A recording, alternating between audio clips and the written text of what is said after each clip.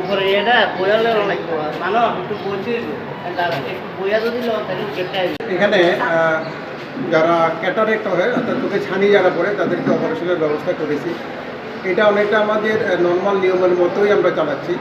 আজকে এখানের মধ্যে আমাদের ডিস্ট্রিক্ট ব্লাইন্ডনেস কন্ট্রোল প্রোগ্রামের পক্ষ থেকে এখানে 50 জনের অপারেশনের ব্যবস্থা করা হয়েছে। আমরা সাব ডিভিশনাল হসপিটালের মধ্যে এই বিলোনিয়া সাব ডিভিশনাল হসপিটালে সেটা করছি। এসডিএমও বিশেষ করে সবগুলোই এখানের মধ্যে পরিচালনা করেন, সব কিছু ঠিকঠাক করে থাকেন। আজকে আমাদের এখানে আগরতলা থেকে 3 জন আই সার্জন এখানের মধ্যে এসেছেন, সঙ্গে 2 জন স্টাফ নার্স। এই সঙ্গে আমাদের বিলোনিয়া হসপিটালে যে সকল স্টাফ নার্সেস তারা যাদেরকে আমরা ট্রেনিং করিয়েছি তারা মিলেই এই অপারেশনগুলো করবে। আমরা গত বছর এই নয়ন জ্যোতি প্রোগ্রামে আমরা 475 জনকে আমরা অপারেশন করিয়েছিলাম। এইবারও আমাদের টার্গেট তাই। আমরা চাইছি যে আমাদের ডিস্ট্রিক্টের মধ্যে যত ছানির সমস্যা যারা ভুগছেন তাদের সবাইকেই এই বছরের মধ্যে আমরা এই আমাদের ব্যাকলগ যেগুলো আছে সেগুলো আমরা দেখি।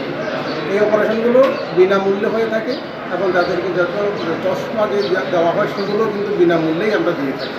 তা আমরা অন্ধত্ব নিবারণী যে আমাদের সমিতি আছে সেই সমিতির পক্ষ থেকেই এই প্রোগ্রামগুলো আমরা করে থাকি। এসডিএম বিলোনিয়া তিনি বিলোনিয়া সাব ডিভিশনাল হসপিটাल নয়ন জ্যোতি কাইसा সার্জিক্যাল ক্যাম্প दङ। তিনি জায়গা প্রায় 50 জন আহাই তিনি ক্যাটারেক্ট সার্জারি নাই আমো লাস্ট ইয়ার बुंखा তাই আগামী বছরबो চলি दंनाय ओंखायनो जों যত বড় जों বলবো তাইবো